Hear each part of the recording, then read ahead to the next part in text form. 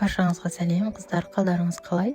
Бүгін сіздерге сиырдың қарын етінен дайындалатын керемет острый салаттың рецептімен бөлісетін боламын. Менімен бірге болыңыздар. Қарынды жақсылап, тазалап, жуып алғаннан кейін қайнатып пісіріп аламыз. Содан кейін қажетті специяларды осылай дайындап аламыз. Описанияға міндетті түрде қандай специя қосқанымды жазып кетемін.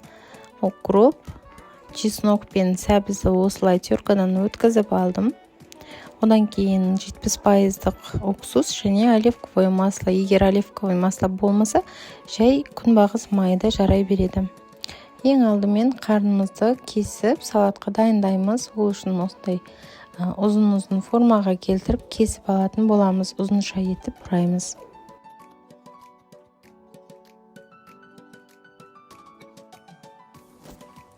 Міне осындай ұзын формада болу керек. Көп қарынның етін пайдаланған жоқпын. 300-400 граммдай шығады.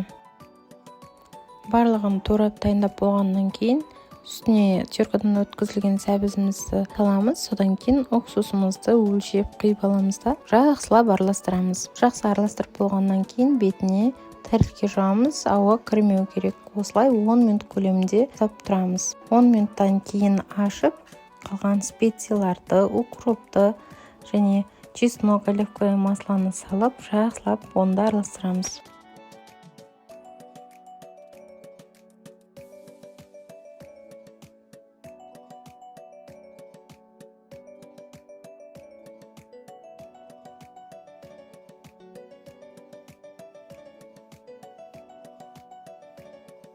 Барлық дәмдеуіштер түгел араласқаннан кейін бетін осылай тағы жауып 15 минутқа тындырып қоямыз. Жақсылап дәмі бір-біріне өтіп, сіңіп, керемет болып шығады. Жасап көруге кеңес беремін. Міндетті түрде жасап көріңіздер, сіздерге ұнайды. Лайк басып, каналға тіркеліп кетіңіздер.